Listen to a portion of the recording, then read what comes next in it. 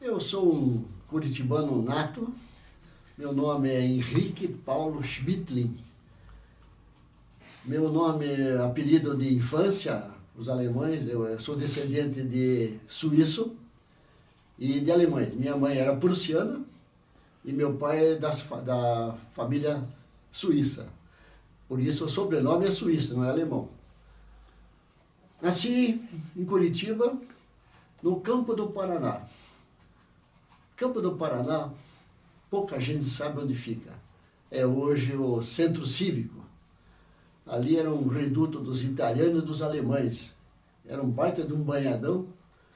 Mas eu lembro perfeitamente da minha criancice, que eu nasci lá, brincava naqueles folguedos, tive uma educação, eu acredito, muito boa, de pais, óbvio, europeus, com uma visão da importância da educação, do acompanhamento dos pais. Eu tive uma infância muito privilegiada, uma educação também privilegiada. Nesse Campo do Paraná, eu me lembro até com muita nitidez, eu não sei se eu tinha 3 anos ou 4, e era cheio de valetas para escoamento de água. Eu lembro nitidamente que um dia caí dentro desses valetões lá.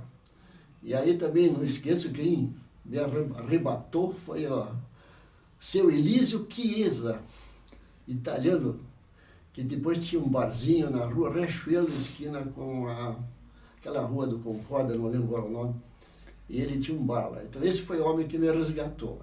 Lógico que eu levei uma baita surra.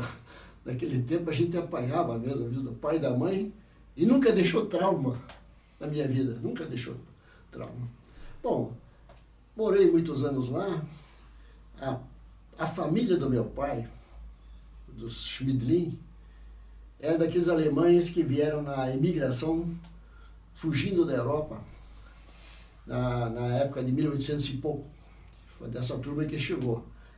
Aliás, não da minha avó, dos suíços que vieram. Eu não sabia, só vim descobrir recentemente, numa discussão acadêmica, talvez, sobre os suíços.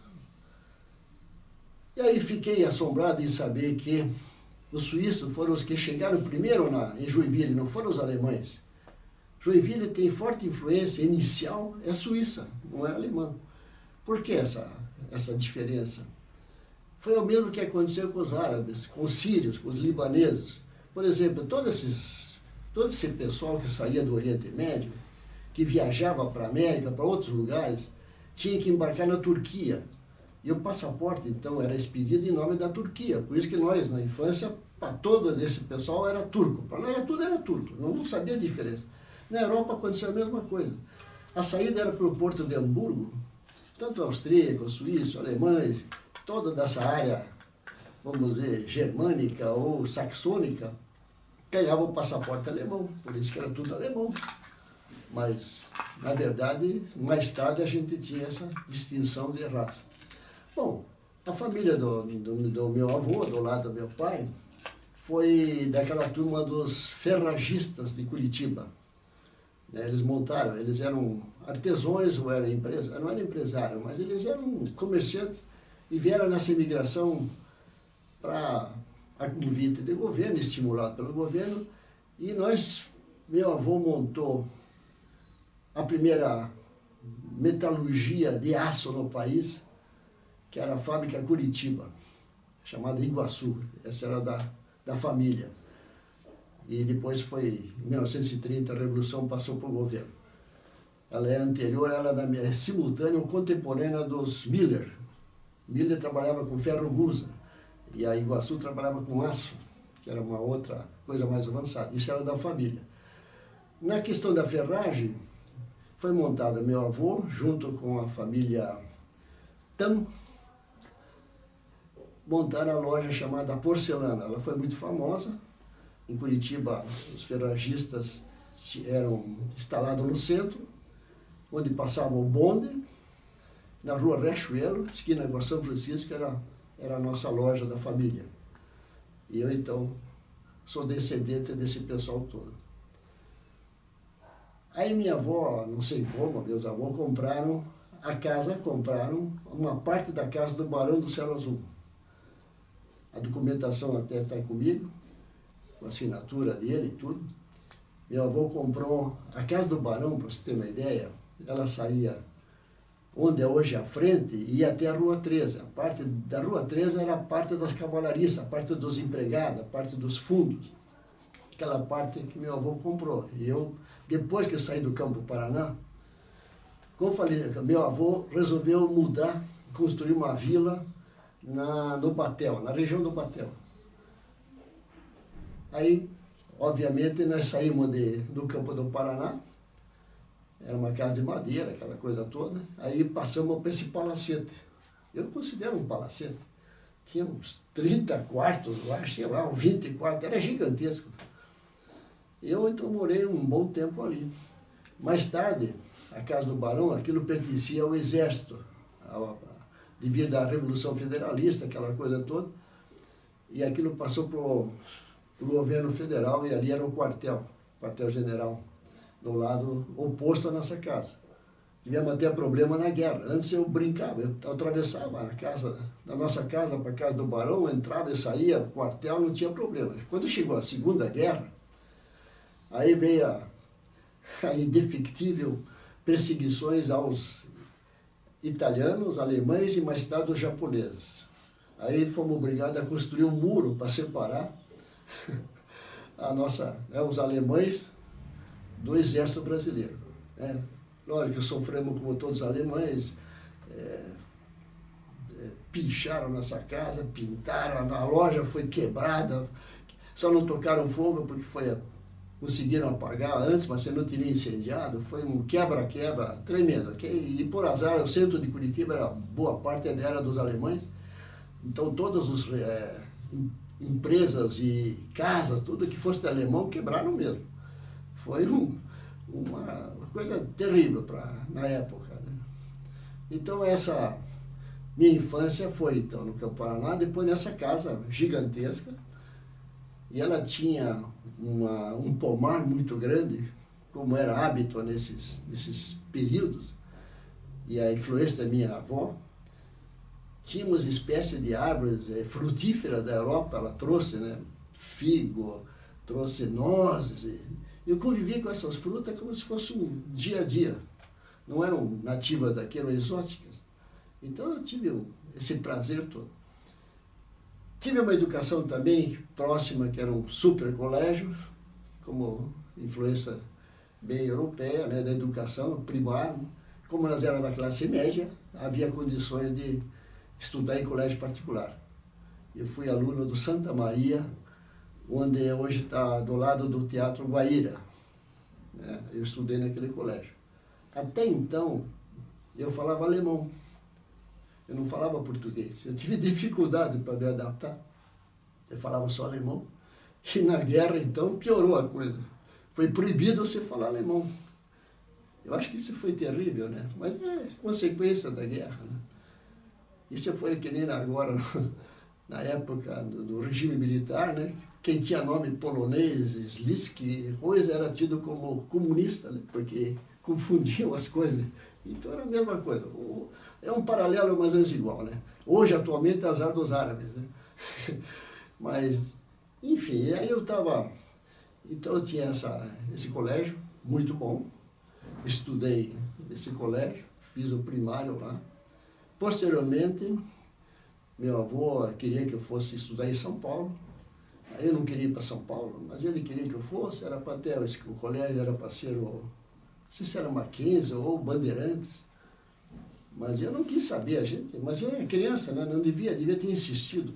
Daí eles me colocaram no seminário, dos maristas do seminário, um colégio famosíssimo, era regime de internato, era uma forma também, acho que, de disciplinar os rebeldes. Eu era um rebelde, mas não era apologista da violência, eu gostava de muita aventura, eu tive uma infância saudável, e a forte influência da minha mãe, principalmente, desde criança, eles tinham sempre o conceito da vida ao ar livre, isso fazia parte da cultura europeia, do meu pai, da minha mãe, principalmente minha mãe. Minha mãe era prussiana.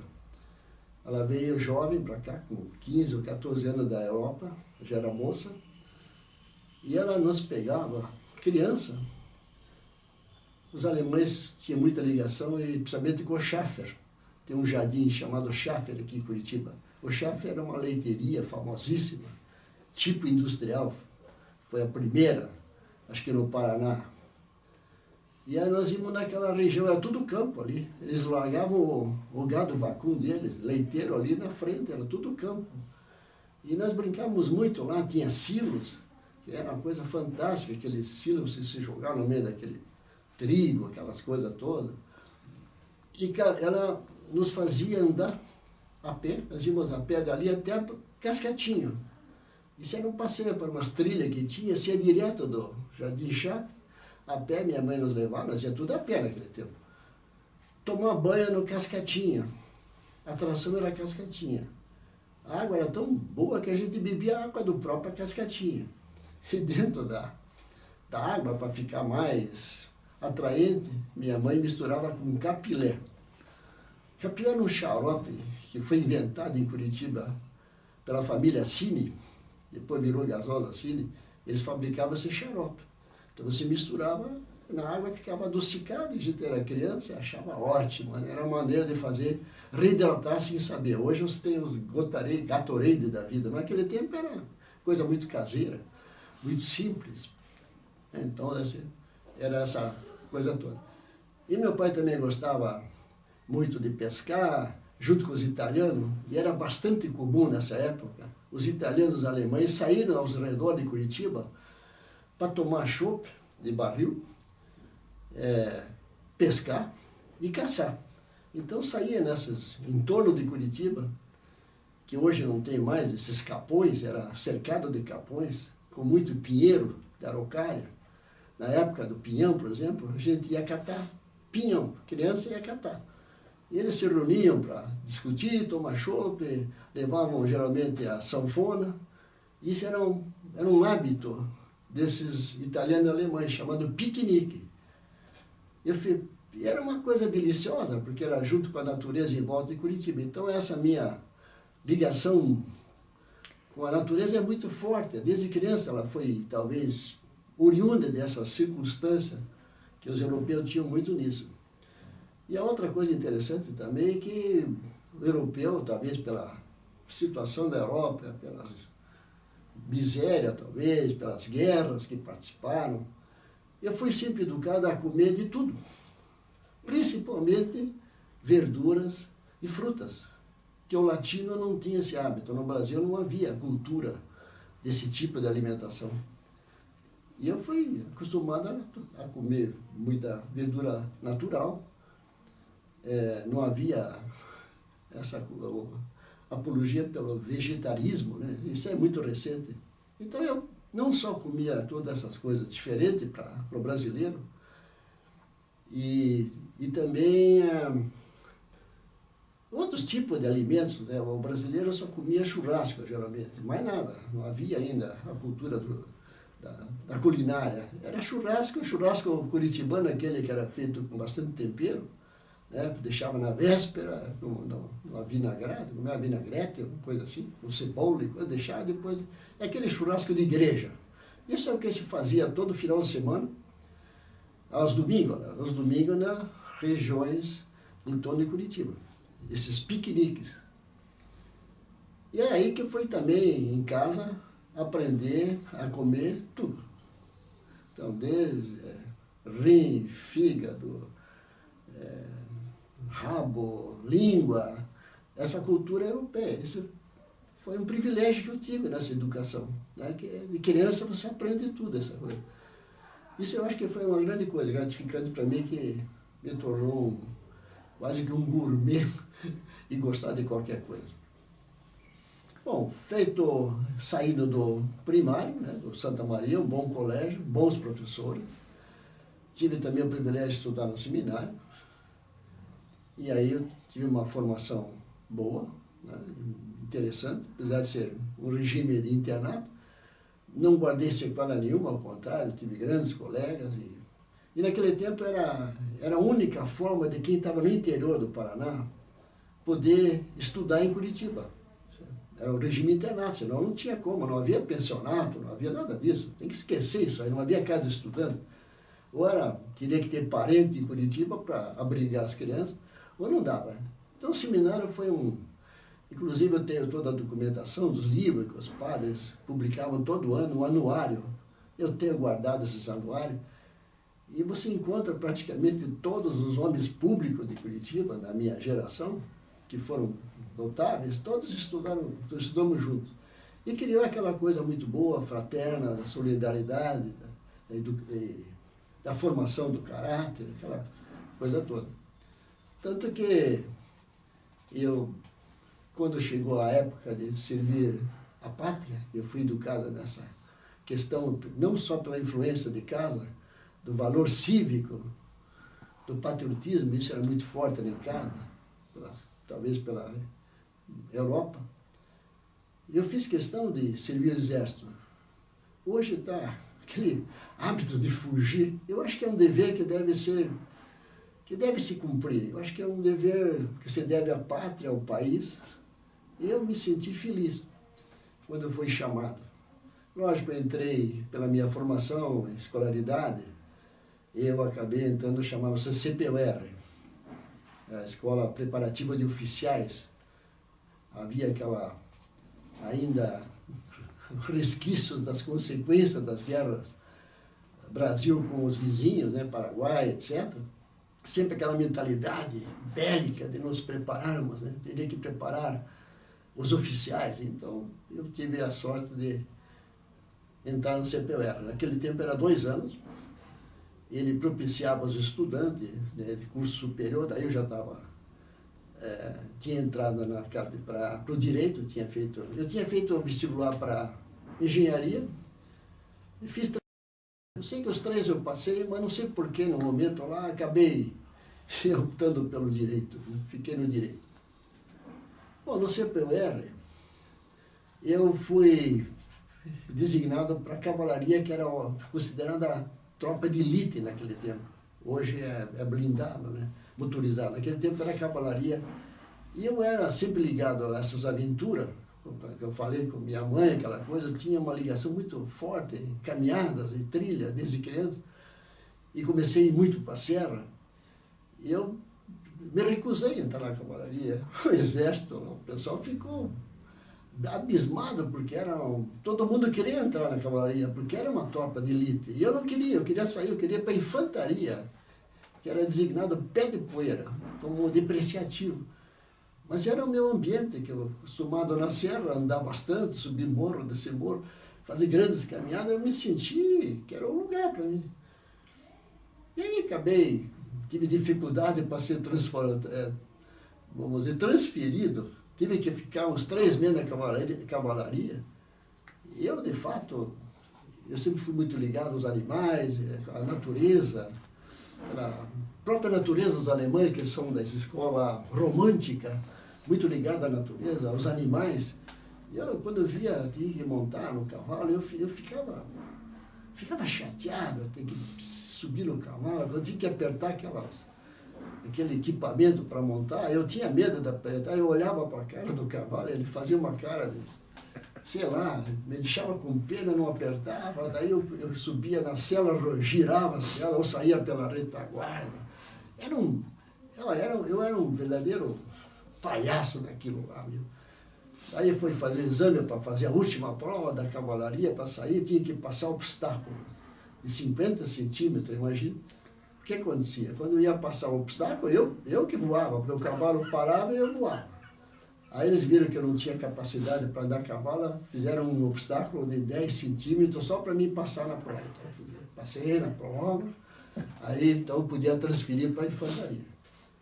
Na infantaria, me diverti bastante com a minha competência de montanha, e como a classe média, geralmente a classe média e burguesa que fazia parte do CPUR, e não feito atividade muito física, mas eu bastante preparado, comecei a cobrar para levar o equipamento para eles. Para mim, levar uma mochila, levar uma metralhadora, então eu cobrava. Olha, eu levo para você para fazer aquelas marchas de 10 quilômetros, depois 15, depois 20, depois não me lembro quanto. Eu levava, só que eu cobrava. Então, me diverti muito nessa fase. Me deixa grandes lembranças, tive bons instrutores, e eu peguei a transição entre a escola tradicional francesa, aqui no Brasil, tudo era francês, a educação era francesa, o exército era francês, e eu peguei logo depois da guerra, então era aquela transição da escola moderna, americana, com a francesa. Eu tive bons instrutores que participaram da Segunda Guerra e vieram com aqueles novos conceitos, bem diferentes da francesa. Então eu tive essa transição. E esse meu grupo foi marcante também, de pessoas muito conhecidas. E aí inventei uma brincadeira de nos reunirmos, todo o nosso grupo, eram 60 e tantos oficiais, e continuo mantendo isso ainda em 2016, ainda mantenho, mas só do meu grupo de 60 e poucos, só estamos reduzindo a 12. E esses 12 já estão bastante decrépitos. Na verdade, eu só estou com 7 em condições de poder fazer uma reunião fraternal, não mais de janta, mas hoje estamos fazendo no almoço, porque não, né, por problemas de saúde, problema de alimentação, e, enfim, essa coisa toda. Bom, o que mais que eu tinha da minha vida também? Com o direito, então, quando eu entrei para o direito, comecei a trabalhar inicialmente em direito criminal, mas depois eu não me senti muito seguro, porque você envolvia muito problema com delegacia, com essa coisa toda, e havia o hábito das propinas, sabe?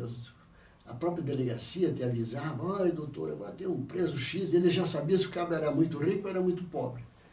Aí eles avisavam, os advogados assim, criminalistas mais importantes, como uma forma de haver uma retribuição financeira, né? Você então acaba te avisava, olha fulano, aí você dava uma porcentagem da cobrança, né? Daquele cobrança inicial, né? Eu me senti fora do meu território, daí passei para a área civil e depois eu passei para a área esdrúxula do direito, que era considerado novidade, era o direito ambiental, era uma coisa que não existia ainda. E eu, como era ligado à natureza, comecei uma campanha muito forte, desde criança, pela defesa da Serra do Mar, que eu ia muito para a Serra do Mar, bastante até. Era um trem, era barato, não havia aquele problema do pátrio poder, que naquele tempo a família mandava nos filhos. Hoje você tem que pedir licença para viajar, para o juiz, para pedir, para sair, para levar. Isso não havia no meu tempo. Você podia ir para viajar, sair, não tinha esse problema. E agora eu quase perdi o fio da meada. Bom, aí eu comecei a lutar pela defesa da Serra. Naquele tempo, em Brasil, a capital do Brasil era Rio de Janeiro. Aí o idealista fui para o Rio de Janeiro, e lá no Congresso, imagina um curitibano, descendente de europeu, jacudo ou mato, ir lá falar com os deputados. Você imagina, um ingênuo que eu fui lá, me receberam no Palácio, acho que da Laranjeira, se não me engano. Isso é aquela mordomia que você não estava habituado, recebido com toda a coisa, aquelas coisas protocolares, assim, impressionante, aquele palácio.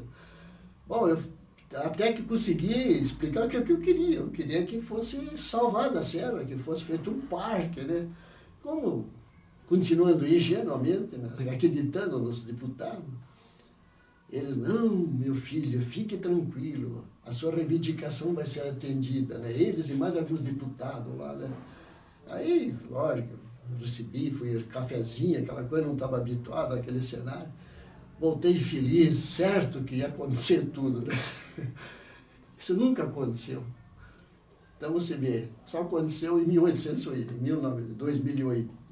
2008, agora já esqueci a data. Faz 25 anos atrás, que nós conseguimos finalmente salvar a serra através de um mecanismo que daí eu já estava numa posição que permitia a execução do tombamento da Serra do Mar. Então, nós participamos ativamente e, coincidentemente, ontem, que foi o dia 28 de julho de 2016, eu fui agraciado com o título pela luta que eu tive pela preservação da nossa serra, eu e o Bigarella, foi meu companheiro de tudo. Fizemos a primeira Associação de Defesa Ambiental no Paraná, chamada ADEA, e infelizmente, né, o Bigarella recentemente faleceu aos 92 anos de idade. Estava muito bem de saúde, mas teve uma queda, problema de idade, teve uma queda com uma fratura e teve uma hemorragia interna e acabou falecendo. Então, isso foi uma coisa muito chata. Bom, aí comecei também uma outra brincadeira. Coisa Aventura me permitiu a descobrir o nosso passado. Eu andava na serra e havia umas trilhas. Eu não sabia que diabo de trilha, calçada. Comecei a ter curiosidade para desvendar o que era aquilo. Aí eu enveredei para um outro campo que continuo forte e acabei virando historiador, principalmente da história do Paraná e do Brasil meridional. Comecei a fazer as pesquisas e aí eu fiz o levantamento de todas as trilhas históricas. Então, minha vocação ou minha vida de aventureiro na serra me permitiu ser um grande explorador. E foi aí que eu também descobri que história sem geografia é impossível você entendê-la. Como eu conhecia muito bem a geografia, o território, não foi difícil desvendar e localizar todas as trilhas históricas que estavam meio desaparecidas. Tinham desaparecido, boa parte estava dentro da floresta e não existia mais nada. E comecei a brincar de procurar trilhas. E acabei localizando, depois fizemos um trabalho de restauração de uma delas, chamada Itupava. Só que, não estando habituado com a velocidade dos órgãos públicos, quando eu era responsável pelo patrimônio natural do Estado, eu queria fazer aquilo em 1 ano. Levamos 10 anos para poder restaurar o caminho. É muito lento, muito burocrático. Você sofre muito com a lei de licitações, que é um mecanismo muito arcaico e que precisa ser modificado. Aí, mais tarde, eu comecei a procurar um outro caminho, que também me atraiu muita atenção, uma questão tropeira no país. Comecei a procurar, soube que tinha um tal de caminho tropeiro. Comecei a me interessar e comecei a pesquisar profundamente sobre a tal da tropa. Aí me caiu a cara, fiquei mais desapontado ao descobrir que a história ficava envolvida com os nomes estrangeiros, ou italianos ou alemães. Digo, mas isso é um movimento de 1700 e pouco. Onde é que está esse pessoal? Só falam quando eu fui para Rio Negro, Curitibano, Lages. Eu só encontrava algumas referências, mas mais com envolvido recentemente, vamos dizer, nas últimas imigrações que tiveram forte influência nesse cenário. Aí eu entrei com tudo e comecei a estudar profundamente. E aí eu consegui sensibilizar muitas pessoas e acabei participando da coordenação nacional pelo resgate da história tropeira no Brasil. O que fizemos, primeiramente tentamos com os 4 estados que estavam envolvidos, que eram São Paulo, Paraná, Santa Catarina e Rio Grande, e tentamos fazer uma coisa, né, vamos dizer, Brasil meridional, mas não avançou muito. O Paraná conseguiu fazer sua lição, depois acabamos nos envolvendo com o Rio Grande e depois Santa Catarina. E hoje é um movimento que já tivemos sucesso absoluto, resgatamos toda a história e hoje ela faz parte do cenário nacional, turístico e esportivo, né? Então hoje estão reeditando as marchas, até as cavalgadas, essa coisa toda. Bom, terminada essa faina, com muito sucesso, eu parti para uma outra loucura. Também nessas brincadeiras descobri de um caminho histórico, como a gente diz continental, apesar de ser no próprio continente, mas como simbolismo. Era uma trilha que atravessava do Pacífico ao Atlântico, ou vice-versa, do Atlântico ao Pacífico. Não se sabe qual é a ordem. Chamado Piabiru. Quando eu comecei a me envolver, a historiografia não era muito aceita, sabe? Não era reconhecido, era tido meio como uma coisa meio fantasiosa, não era muito aceita pelos historiadores. E tinha um personagem brasileiro, português, chamado Aleixo Garcia, era tido como meio mito. Eu me aprofundei com toda a paixão quando me envolvo e acabamos virando uma espécie de especialista em Piabiru. Aí fizemos alguns trabalhos e publicamos algumas coisas, não em livro, mas em anais. E hoje é um movimento reconhecido, de grande sucesso. Hoje já temos grandes implicações que envolvem outros países. Fizemos várias reuniões. Recentemente vi de uma reunião internacional. Não há dúvida do caminho, só não se sabe a origem realmente, né, como começou. Porque temos que também desmistificar uma coisa, que essa América toda ela era atravessada por todos os sentidos pelos índios. Eles são os primitivos moradores. Você pega a história do Paraná, então ele fala assim, não, um caminho, um caçador foi seguindo as antas, atravessou, essa é a história do caminho de Tupava, imagina, isso é besterol. Quem abriu tudo isso aí era o índio tinha era nômade, era uma característica de você estar em movimento para sobrevivência, para uma forma de vida. O sedentarismo não existia nessas populações indígenas.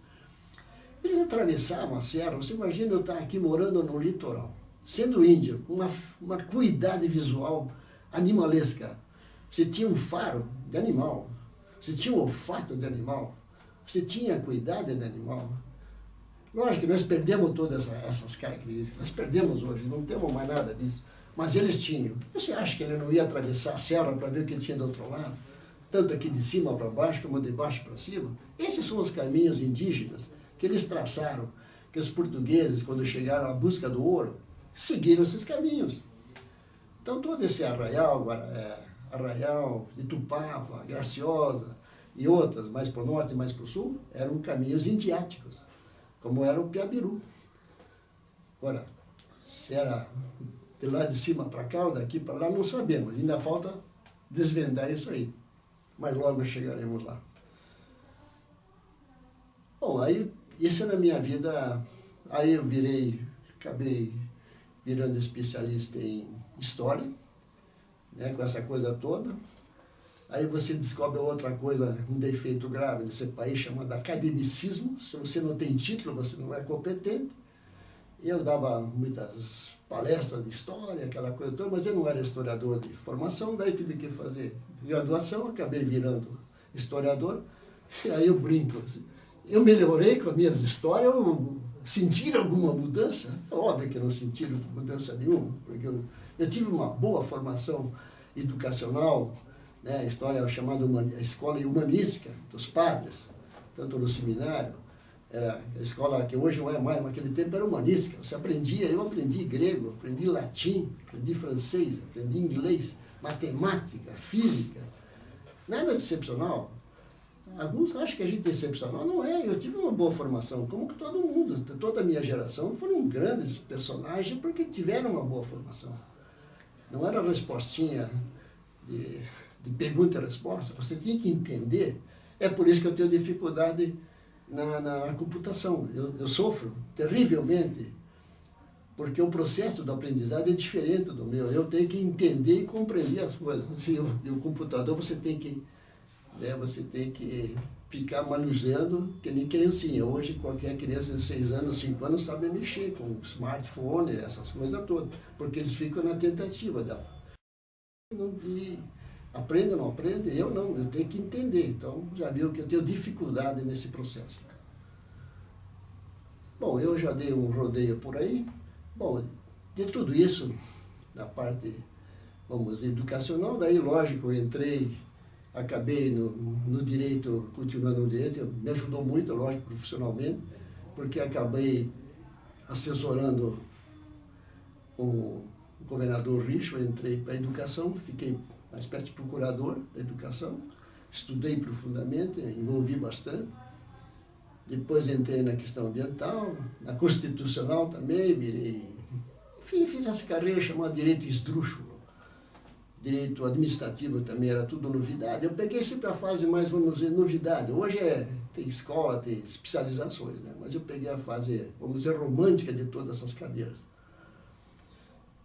Nessa faceta também, na minha vida, paralelamente a tudo isso, eu também nunca deixei de praticar atividades esportivas. Nunca. Pela minha formação, sempre com a vida, né, mensana in corpore sano, né? Hoje se quer dizer assim, mente vazia, oficina do diabo. Eu sempre tive muita atividade no seminário e no colégio de padre, havia muitas atividades físicas. E na época era obrigatório. Até a gente era garota, achava chata aquelas coisas assim, aquela ginástica, não era, educação física não era como hoje, esportiva, você brincava, joga vôlei, mas naquele tempo aquela ginástica chata, né? Marcha do pato, marcha não sei o que lá, pula para cima, coisa assim, não te estimulava, né? Era obrigatória, a lei exigia, né? Então você fazia. Mas eu nunca parei. Por isso que nessa idade que eu estou hoje, eu faço muita atividade, eles acham que eu sou excepcional, não é, que eu nunca tive uma vida sedentária, sempre mantive a minha forma física lenta, é lógico, eu vou perdendo a competência e a capacidade. Com essas minhas brincadeiras da serra, né, com essa atividade boa, que a montanha me ensinou muito fisicamente, eu também, naquele tempo, ninguém tinha automóvel, era tudo bicicleta. E óbvio, entramos na bicicleta. E da bicicleta de passeio, naquele tempo não havia marcha, não havia nada, era chamada torpedo. Você tinha uma roda, o freio era na própria roda, não era freio de mão, era tudo na própria transmissão, era um sistema interessante. Mais tarde surgiram a bicicleta com marcha. Aí começa você entrar na competição. Daí começamos a competir, viramos competidores de bicicleta. Então eu fiz parte das primeiras gerações, vamos dizer, não das primeiras, porque Curitiba começou uma das primeiras no país em ciclismo de competição. Mas, vamos dizer, a geração minha foi chamado Eppinger, que era um entusiasta, e me transformou num corredor, uma geração, eu não me lembro agora os nomes de todos eles, todos falecidos, infelizmente, e fizemos uma geração muito forte, que deixamos boa escola de competição, criamos uma geração. Naquele tempo não havia DOP, nada disso, era uma geração pura, ética. O Paraná sempre primou por isso, nunca tivemos nas competições o uso de droga, que os paulistas e carioca utilizavam. Sempre usaram e viraram profissionais, nós éramos todos amadores.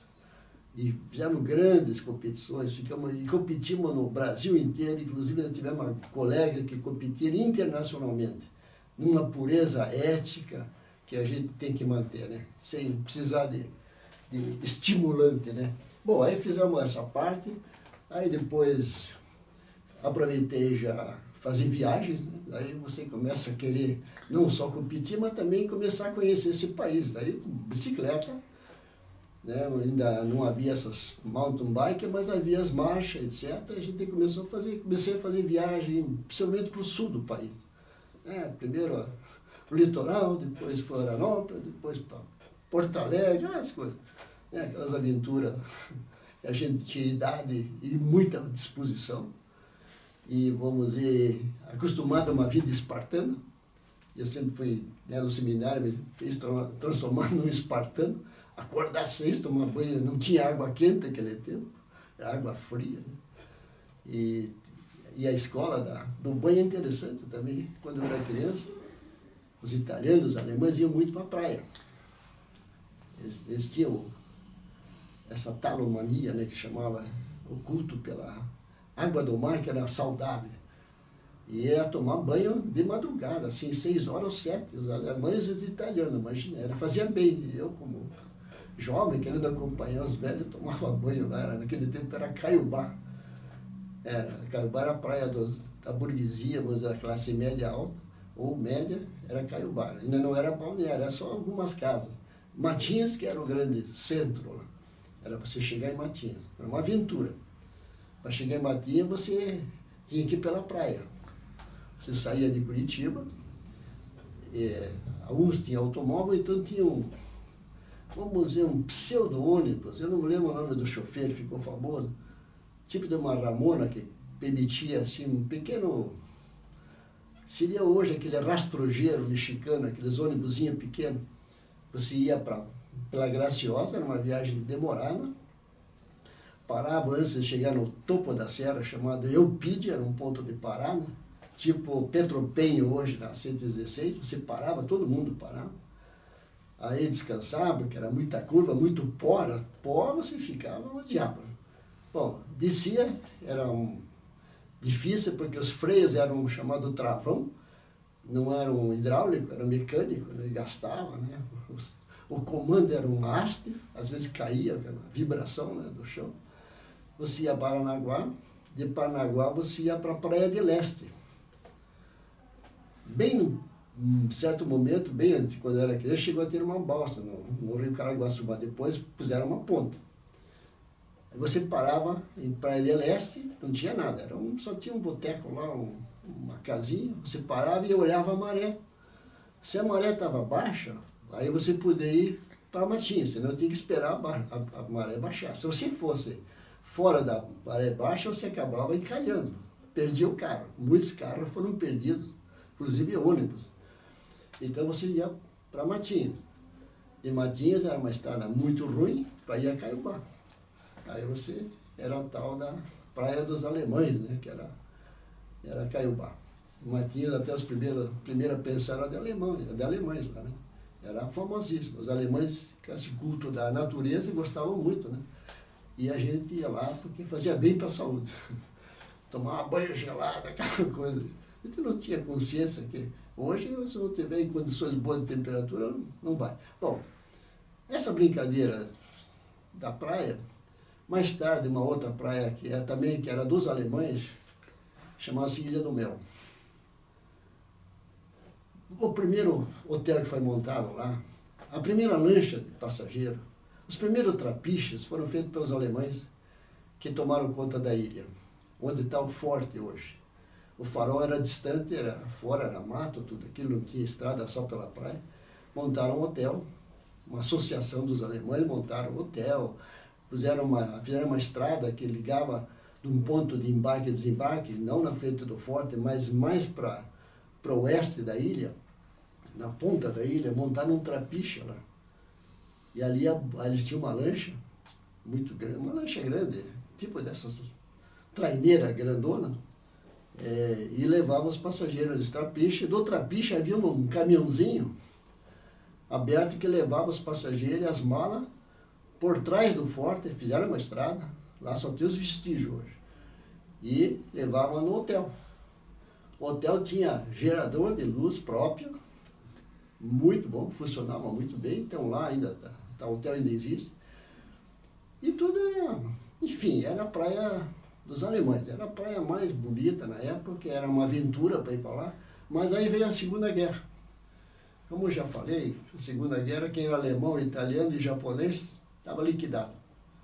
E lógico, o exército foi lá e tomou conta de todas as casas, assumiu e expulsaram os alemães. Foi aí que a turma partiu para o continente. Aí correram para Caiobá, aí que veio o museu, o nascimento, o desenvolvimento de Caiobá, em parte, ou Santa Catarina. Uma boa parte foi para Santa Catarina. Daqui, ficaram lá, por isso que o pessoal tem casas lá, tudo, porque tiveram que sair.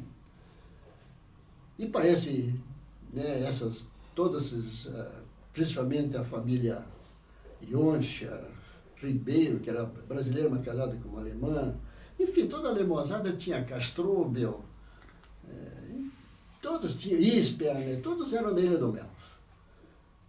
E depois da guerra, né, devolveram as casas, lógico, utilizado pelo governo, você já imagina qual é a situação, né, que aconteceu, né? Não precisa nem dizer.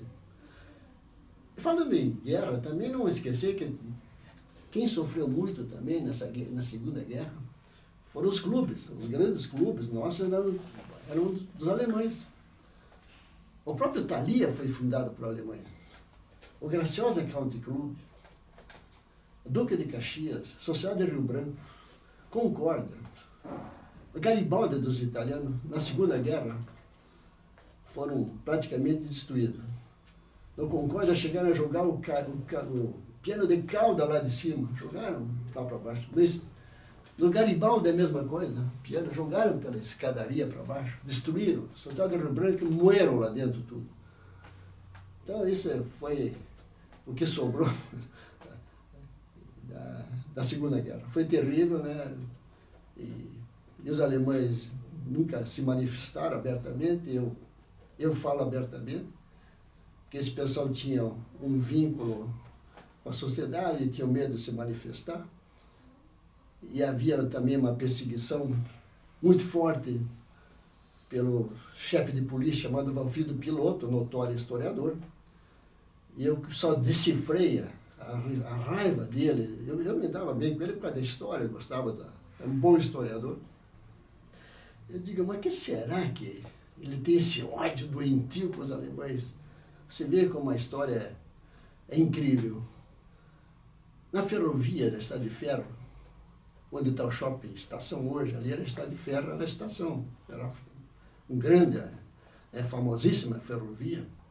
E ali eram os escritórios da rede ferroviária. E o tesoureiro, que era o cara cuidar, naquele tempo o tesoureiro andava com o dinheiro na pasta, ele guardava, levava para casa, etc. Foi assassinado por 2 alemães na saída, não sei se na saída, na frente onde está aquela praça lá, né? Era o pai do Valfrido. Você vê que coisa incrível. Eu só vim descobrir isso quando eu virei historiador. Ele foi assassinado por 2 alemães, você imagina, o pai dele, tesoureiro, né?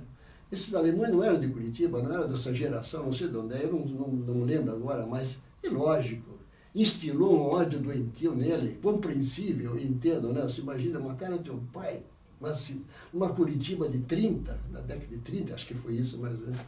Tinha que ter ódio mesmo, né? Então, cair alemão na mão dele, você já viu, né? Ele tinha aquela coisa visceral, doentia. Foi a única senão negativa do Valfrido Piloto. Mas deu para mim entender essa raiva dele. Então, deixa eu pensar mais. Aí chegamos no ciclismo, e treino esportivo. Aí também, em consequência da Ilha do Mel, na navegações da Ilha do Mel, com a família Auer, que eu tive um bom contato. Ele tinha barco à vela, pequeno, pequenininho, o pai dele tinha dado um barco, e começamos a brincar de velejar. E acabei me apaixonando pelo esporte da vela, e começamos a navegar. Tanto que eu cheguei a ser presidente da Federação de Vela, por muitos anos, e também fiz boas navegações oceânicas, inclusive participei de uma regata que era famosa nessa América, chamada Buenos Aires Rio, porque a Argentina antigamente era o maior celeiro de veleiros do mundo, era Buenos Aires.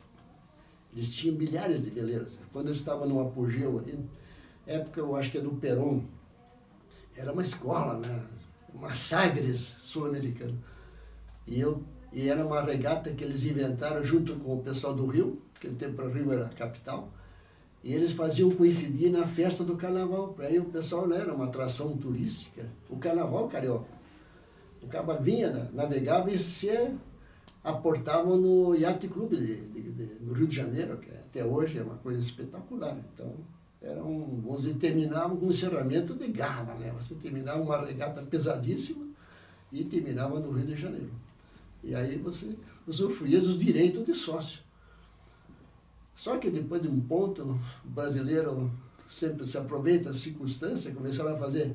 Porque havia uma regra internacional, se eu for de um veleiro daqui para a Europa, veleiro, qualquer iate clube no mundo, eu tenho o direito de usar as instalações de graça e eu usufruir as instalações como se eu fosse um sócio. Isso é uma tradição histórica na Marinha. O Brasil também seguia isso, o Rio de Janeiro seguia. Só que você imagina o espírito brasileiro.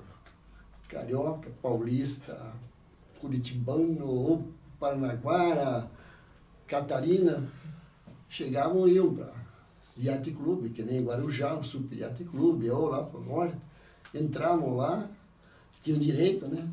Mas isso é que nem você ser hóspede de uma casa de um amigo. Você fica um dia, 2 e 3, né? Depois vai embora. Mas já viu, com mordomia direito de um iate clube de luxo, o cara não saía mais.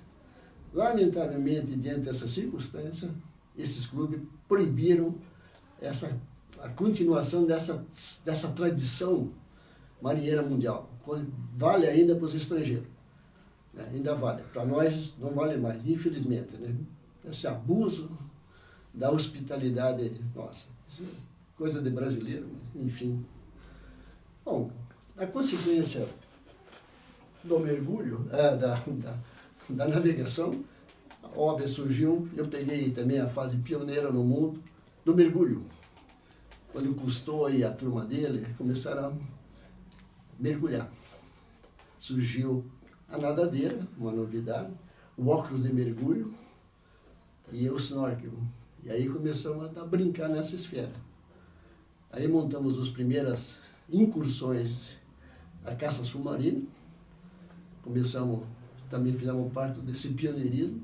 Depois caímos para o mergulho autônomo. Chegamos a fabricar e desenvolver, inventamos uma válvula chamada Raul Carneiro Filho, que morreu até em consequência do mergulho.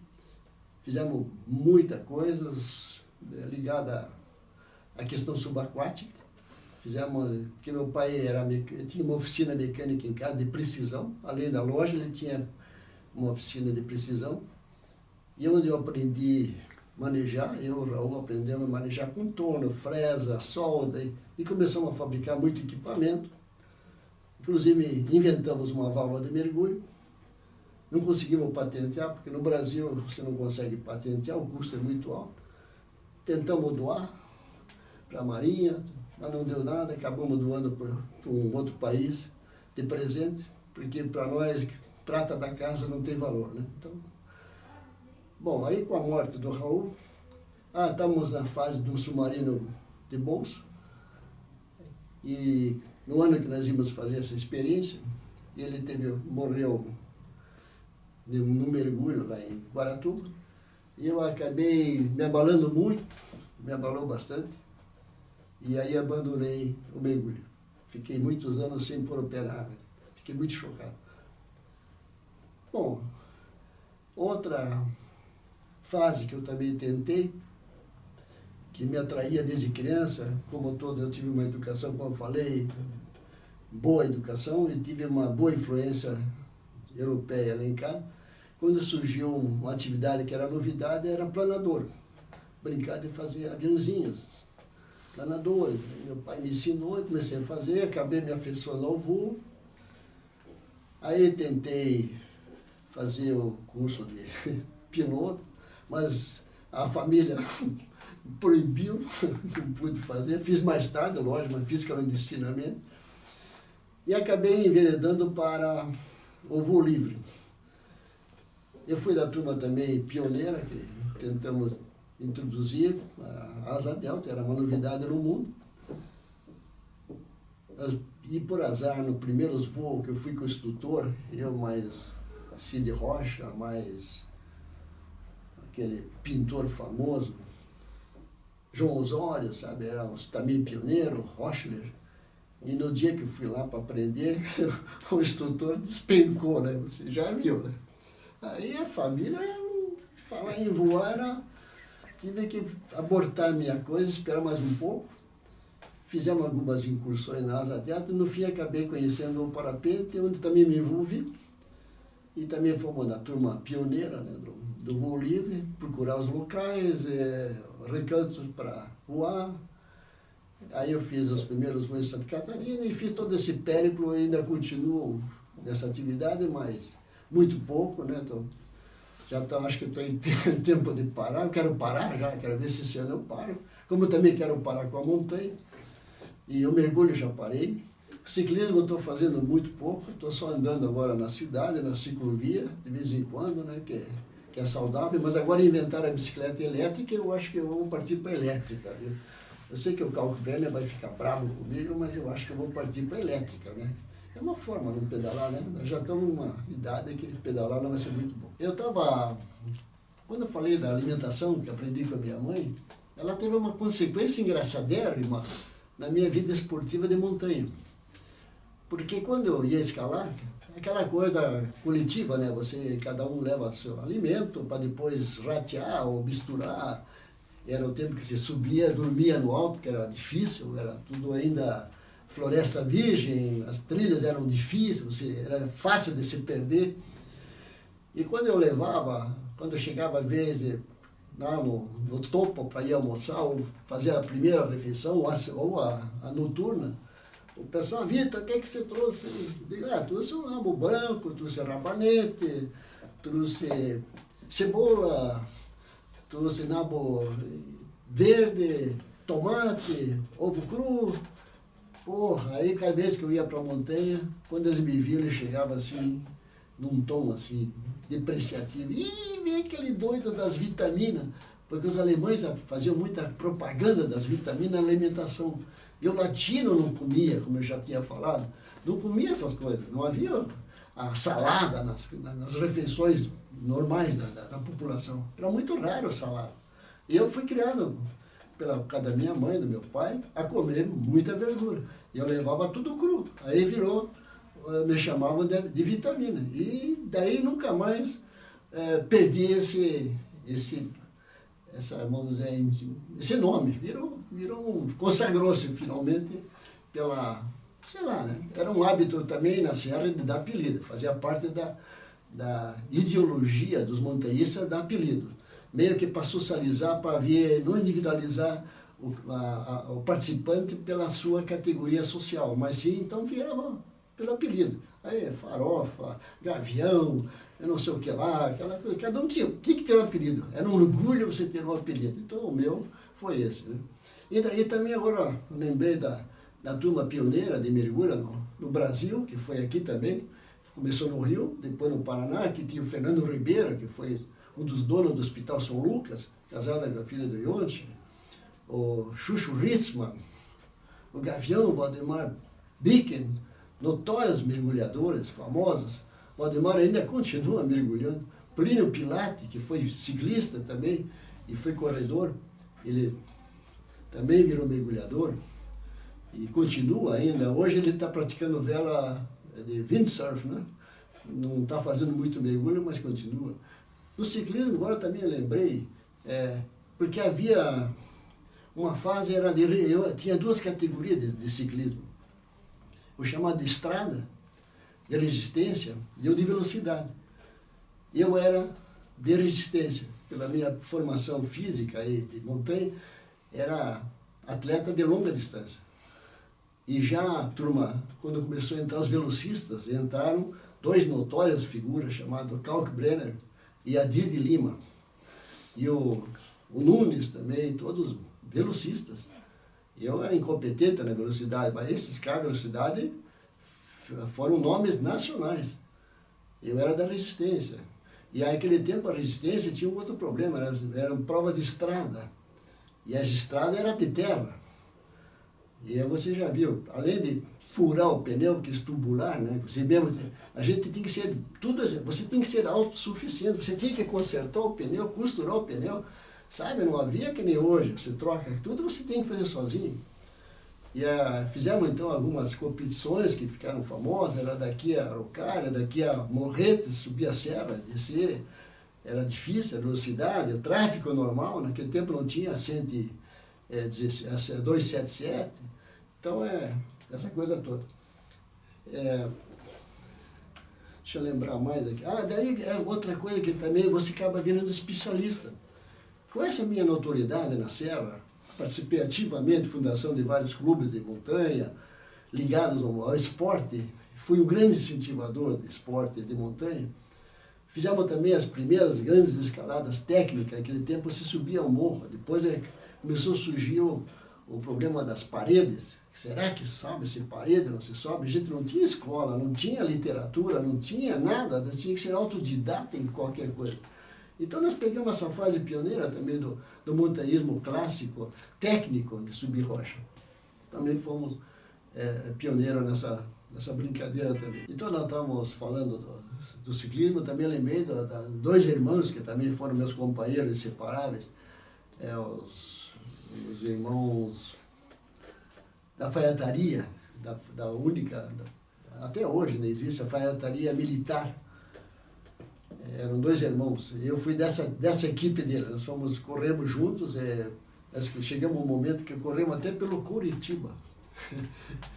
Então, naquele tempo, o esporte era amador mesmo, você ganhava, quando muito, uma camisa, excepcionalmente ganhava um pneu tubular, sabe? Senão você não tinha, não havia, ninguém pagava, ninguém fazia nada, era tudo sozinho, você tinha que fazer a mecânica sozinho, não existia oficina mecânica. Então foi uma fase romântica, muito gloriosa, mas que vamos dizer, serviu de base para estimular, e depois essa nossa equipe acabou, lógico, aquela trajetória normal, você começa a montar a equipe, começa a tomar a direção da federação, incentivar os clubes, e assim foi evoluindo. E o Paraná hoje está num cenário muito bom, temos bons ciclistas, gerações já, a quarta geração de ciclistas, com muito sucesso, e vamos para frente aí. A minha vivência com a Serra, o que foi que aconteceu? Teve uma consequência interessante, natural. Começaram então como eu falei, a selva era muito difícil. Você subia mesmo no Morumbi, que era o centro, porque era o grande, vamos dizer, o foco, ali começou o montanhismo no Brasil, foi em Morumbi.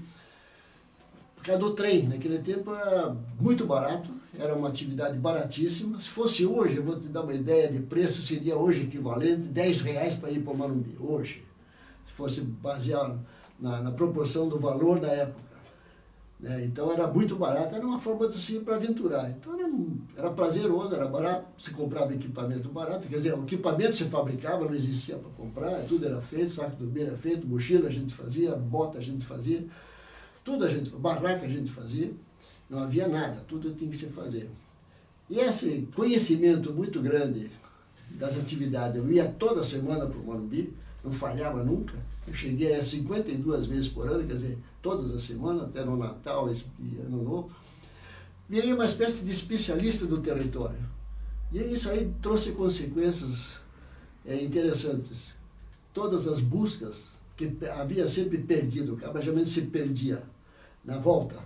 Na ida ainda conseguia ir, mas na volta se perdia. Aí, lógico que sobrava para nós que tinha mais experiência.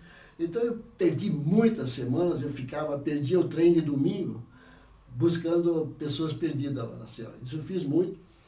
E daí também trouxe outra consequência engraçada.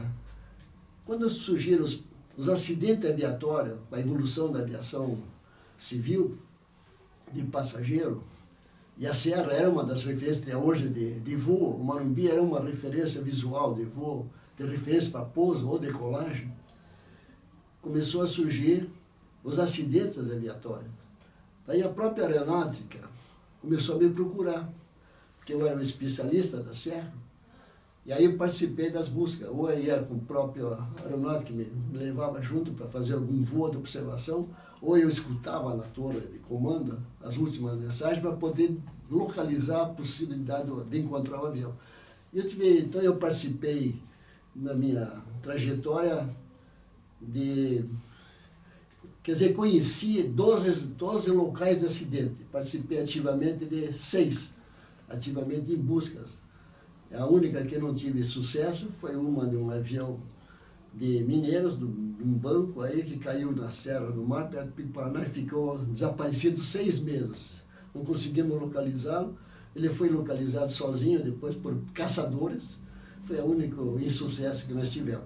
As outras tivemos sucesso na localização, mas insucesso não poder salvar ninguém. Né? Então isso eu também participei ativamente disso. Depois nós chegamos a montar um serviço de busca e salvamento, e hoje existe o melhor modelo no Brasil, no Paraná, de busca e salvamento em montanha, chamado Cosmo. É um grupo especializado na Serra, qualquer coisa. Há hoje uma ligação, um intercâmbio, interface com os bombeiros. Então, qualquer acidente, perdida, você volta e meia vê no jornal. Agora é muito comum a perdida, né? Está muito comum.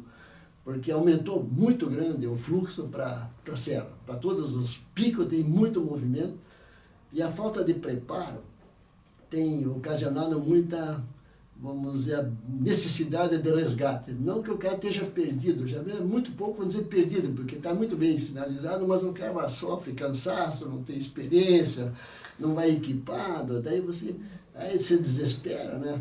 Acostumado a viver na cidade, aquele bucolismo da selva assusta, né? Aí, volta e meia, telefone celular, vive apelando. É difícil uma semana que eu não tenha um resgate, é muito difícil. Isso também melhorou muito. Agora, incrivelmente, né, apesar vamos dizer, hoje já tem um grupo de salvamento, né, próprio, pessoal especializado, né, existe treinamento anual, vamos dizer, um curso muito pesado para treinar resgatista em montanha, que é muito comum hoje, como aumentou muito a fluxo, né, coisa.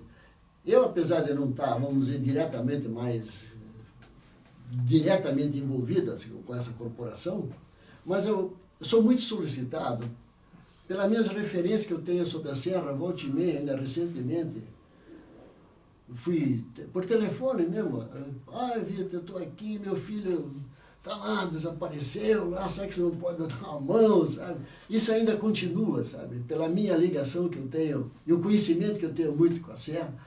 Então é isso. Inclusive, Paranaguá, principalmente até recentemente, o próprio Corpo de Bombeiro me ligou, né, que me conhece muito. Vitor, tem um pessoal na Serra da Prata, o que você acha?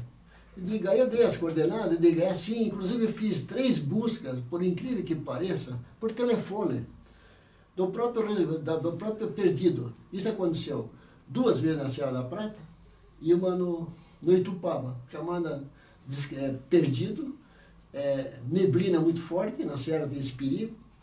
E por exemplo, na Prata, o cara diz, Vitor, eu não consigo achar, digo, me descreva onde é que você está. Eu pedi para ele me descrever. Então ele descreveu, andou assim, você passou em tal árvore assim, ou passou perto de um curso d'água Y. Passei, sabe, pela informação que ele foi me dando, eu consegui localizar na minha cabeça a posição dele. Aí eu orientei, olha fulano, você vai fazer o seguinte, você vai andando, vai entrar para a direita no mato por um certo tempo, X, Y, não fique desesperado, você vai encontrar um caminho, daí você caiu nele, aí você pode seguir. Então, consegui resgatar por via telefônica. Eu fiz 3 resgates por via telefônica, um até recentemente, por telefone, por incrível que pareça, sabe? Essa coisa maluca, né? Essa vida de aventurança saudável, né, pela uma formação que eu tive de bons princípios familiares, educacional, e também me trouxe uma outra faceta interessante, consequência. Você como vive, né, tinha que ir para a serra, virar acampado, fazer muito acampamento, você tem que se envolver em culinária. Você é obrigado, né? Ou cozinhar, fazer arroz. Havia naquele tempo muita comida em lata, que sobraram da guerra, né? Eles vendiam barato. A gente comprava aquelas comidas horríveis de lata, mas era... Aí você começa a aperfeiçoar, né? Começa macarrão, vamos fazer macarronada, vamos fazer arroz com os carreteiros. E comecei a procurar e desenvolver a culinária. Não era a minha... uma atividade essencialmente feminina, mas a vida de aventura te exige você começar a superar esses problemas. E eu acabei me aperfeiçoando, eu comecei a desenvolver a brincadeira da culinária, a tal ponto que nas rodas sociais dos amigos você tem 2 categorias, naquele tempo só uma. É o cara que toca violão ou toca piano, mas geralmente é mais violão, que é mais portátil, ou uma sanfona, ou, na minha geração, gaita de boca. Então você fazia reunião, que é a qualidade do cara que tocava, a minha qualidade, comecei a fazer a culinária. E a culinária pegou tão bem, o grupo até hoje, que é famosa, a turma, a geração do Jaime Lerner, aquela turma toda, Belmiro Castor, todas da nossa época, eu fazia os pratos. Então, eu era atração para fazer os pratos. Me aperfeiçoei com a culinária francesa, e depois com outras culinárias, finalmente a cozinha oriental, que era uma novidade, porque o primeiro restaurante chinês em Curitiba, eu fui advogado deles, E comecei a olhar a culinária e comecei a fazer comida oriental. Aí fiquei famoso pelas comidas orientais. Depois também parti para comidas brasileiras nordestinas, e assim foi. Fui me aperfeiçoando e então virei. Então eu sempre tinha uma clientela muito boa de amigos que me convidavam, até hoje me convidam, ainda hoje eu tenho que preparar um jantar, que eu vou fazer uma comida chamada Sweet and Sour Pork, doce azedo, que eu acho o melhor prato da culinária chinesa. A chinesa é muito bonita, né? Bom, e a questão também que eu lembrei, como eu fiz parte da turma de Duque de Caxias, meu pai foi esportista também, como todo europeu é esportista, tinha a Sociedade Rio Branco e tinha a Duque de Caxias. A origem dela era um centro de esportes, seria sabe, ali era atividades dos alemães, maneira de fazer corrida, ginástica, luta grego-romana, que era uma época, não sei se ainda existe hoje, mas naquele tempo era maneira. Meu pai fazia parte desse culto todo. Eu sei que essa turma da Duque de Caxias, a turma, quando fundaram, até meu pai fez parte dessa turma, foram parte dos dissidentes que montaram um clube de futebol chamado Coritiba. Essa turma dos alemães, principalmente da família Auer, que foram os fundadores do Curitiba. E eu, por osmose, talvez, por tradição, eu acabei virando Curitiba até hoje, sou coxa branca. Não sou afeito a futebol, pouco entendo de futebol, nunca joguei futebol, não tenho assim uma paixão, mas eu, por tradição familiar, eu continuo então sendo Curitiba, como todo curitibano, descendente europeu, é Curitiba. Né? Coxa branca, né? Já dizem por isso, é coxa branca, né? Já diz tudo. Né? Então essa é a minha coisa. Tanto que depois eu acabei participando como ciclista do Curitiba. Até num recente boletim que fizeram sobre a história do Curitiba, aparece a nossa participação lá nesse setor, nesse setor esportivo.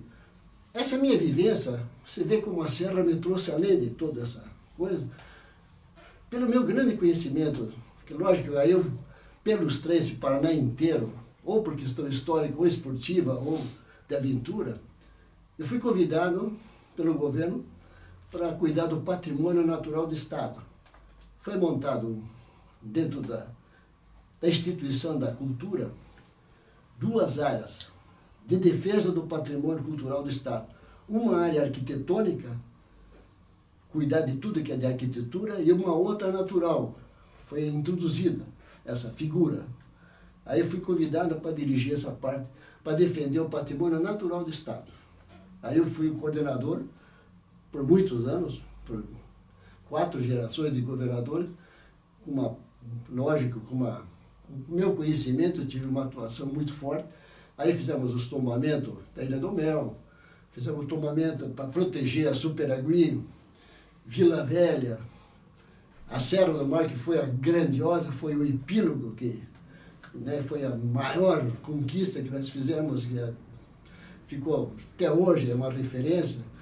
Tombamos toda a Serra do Mar, de São Paulo a Santa Catarina, e graças a isso você tem toda essa beleza toda preservada, não intocada, mas não tem mais condições de você destruí-la. Depois pegamos a Serra da Prata, só que aí fizemos um parque nacional, porque nós não tínhamos infraestrutura para fazer um parque estadual, que eu também participei das instituições dos parques estaduais em defesa do patrimônio. Fazia tudo parte do patrimônio. Até recentemente eu coordenava o patrimônio natural do Estado. Hoje sou apenas conselheiro. Estamos numa briga muito recente, não sei se vamos ter sucesso, chamada tentativa de proteger a escarpa devoniana, aquela serra, chamam de serra, erroneamente serra, quando você vai para São Luís do Purunã, aquela escarpa toda, chama-se escarpa devoniana. A gente quer proteger toda aquela beirada, que vai desde quase, vamos dizer, da Lapa até São Paulo, que é uma característica geológica muito importante, mas isso é uma batalha ainda não definida. Então isso também é coisa.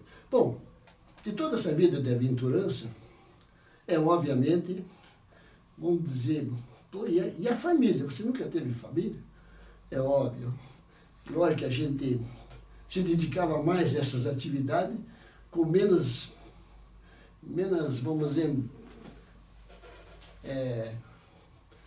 vamos dizer assim, afeiçoado talvez a questão de se preocupar, ter família e mulher, mas a circunstância vai te colocando devagarzinho na rota, né, de você perceber que você não pode ficar alheio a uma coisa, uma instituição que eu acho muito importante na vida de todos. Ele chama-se família, eu acho que é importante. Quer que seja casado ou não casado, mas eu acho que um lar é importante, o pai, a mãe é importante, na continuidade daquilo que nós pregamos, que é uma vida saudável, ética, honesta e séria. E eu não fugi esse parâmetro, apesar que eu atrasei muito para casar. Eu casei com mais de 40 anos de idade e minha mulher com uma diferença bastante grande, né? Até os amigos ficaram mais bravos porque perderam um grande companheiro de folguedos e de brincadeiras, mas eu acabei chegando um momento em que eu decidi, eu acho que, bom, vamos parar com essa coisa, vamos nos dedicar também na continuidade do que a gente prega, o que a gente pensa. Aí eu acabei conhecendo uma advogada, através de um escritório que eu tinha junto com o Dálio Zipim, nós sempre fomos parceiros no direito, até hoje, e aí eu a conheci, ela estagiária, acabamos, como todo, a rota normal de namoro, etc. Só que aí aconteceu uma coisa, não tínhamos um casamento formal ainda, e acabamos tendo uma filha, e aí depois resolvemos, né, dentro dos nossos princípios sociais, homologar o casamento formal. Aí fizemos uma brincadeira, no convite, eu fiz em nome da filha, convidando aos amigos para o casamento.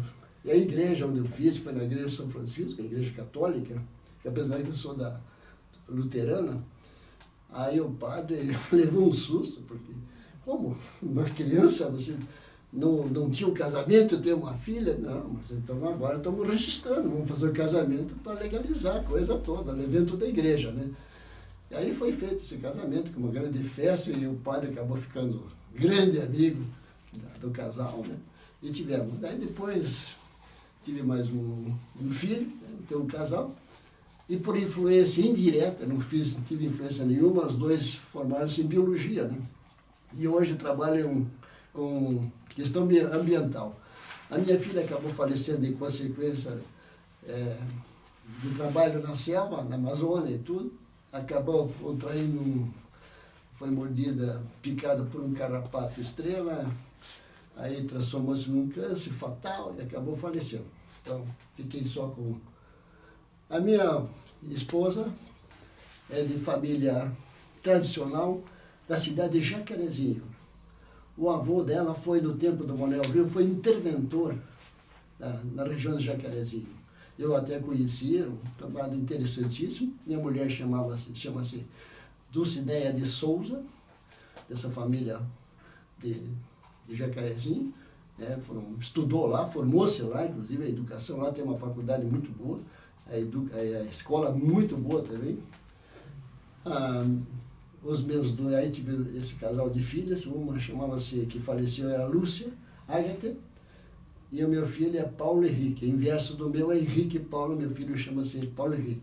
Ele hoje cuida da questão ambiental da indústria Klabin, lá em Telêmaco, Borba.